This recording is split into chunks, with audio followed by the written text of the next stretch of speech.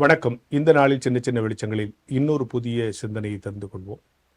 இந்த ஸ்கூல்லலாம் லெஷர் பீரியடுன்னு ஒன்று வரும் இல்லை? Leisure period. இப்போ உங்களுக்கு ஃப்ரீயாக லெஷர் பீரியடுன்னு சொல்லுவாங்க. லெஷர்னு சொன்னால் ஃப்ரீ பீரியடுன்னு நம்ம நினச்சிக்கிட்டு இருக்கோம். அது ஃப்ரீயாக இருக்கிறதுன்னு நம்ம நினச்சிட்டு இருக்கோம். ஆனால் அந்த லெஷருங்கிற சொல்லுக்கான ஒரு அழகான ஒரு விளக்கத்தை ஒரு சம்பவத்தில் நான் படித்தேன்.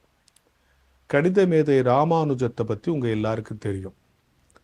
அவருக்கு கணக்கு போடுறல அலாதி பிரியம். அவா உட்காந்து கணக்காக நிறைய சூத்திரங்கள் தேரங்கள் போட்டுக்கிட்டே இருப்பார்.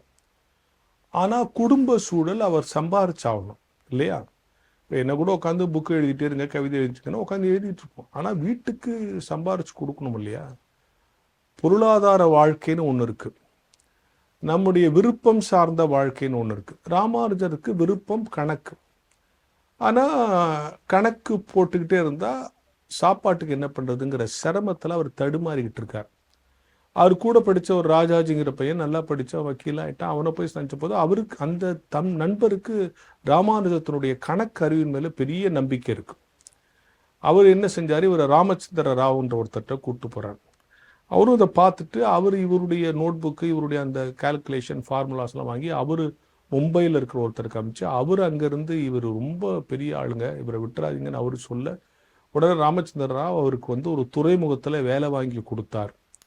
இதெல்லாம் உங்களுக்கு தெரியும், ராமானுஜன் வாழ்க்கையில் படிச்சிருப்பீங்க. நானே கூட சின்ன சின்ன வெளிச்சத்தில் முன்னால் சொல்லியிருக்கேன். அப்படி துறைமுகத்தில் வேலை வாங்கி கொடுக்கும்போது அந்த இடத்துல சொல்கிறாங்க, எப்பா அவனுக்கு இங்கே வேலை கொடுத்தாச்சு, குமாஸ்தா வேலை, மாதம் 25 ரூபா சம்பளம் அப்படின்னு சொன்ன உடனே அவருக்கு ஒரு நிம்மதி வந்துச்சு. அப்போ அந்த இடத்துல அந்த ராமச்சந்திர ராவ் சொல்கிறார், அவர் முகத்தை பார்த்த அந்த reaction, he wants some leisure என்று சொல்கிறார்.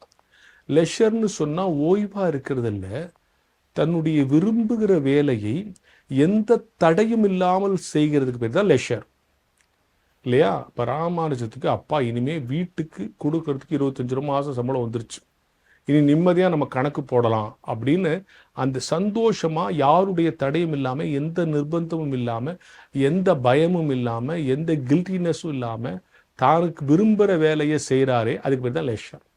லெஷருங்கிறது ஃப்ரீயாக இருக்கிறதுன்னு இல்லை, அது நாம் விரும்புகிற வேலையை மனம் ஒன்றி செய்வது, எந்த தடையும் இல்லாமல், யாரும் தடுக்காமல், எந்த நிர்பந்தம் இல்லாமல் செய்கிறதுக்கு பேர் தான் லெஷர்னு சொல்கிறோம். இப்போ ஒவ்வொருத்தருக்கும் லெஷர்னு சொன்னால் நீங்கள் விரும்புகிற வேலையை உற்சாகமாக செய்வது. ஆனால் அப்படி முடியாது, சில சிரமங்கள் இருக்குது, குடும்பங்கள் இருக்குது, வேலை இருக்குது, இந்த காரியங்கள்லாம் இருக்குது. இவைகள் எல்லாம் மீறி நம்முடைய விருப்பத்திற்கு மனம் உணர்ந்து மனம் ஒன்றி நேரம் ஒதுக்கிக்கிறோமே, அந்த நேரத்துக்கு தான் லெஷர் டைம்னு பேர். ஆனால் மனித வாழ்க்கையில் அதுக்கு இடமில்லாமல் இருக்குது. எனவே அன்பார்ந்தவர்களே, 1000 சிரமங்கள் இருந்தாலும் 1000 சிக்கல் இருந்தாலும் உங்களுக்கான லெஷர் டைமை நீங்கள் பயன்படுத்திக்கணும்.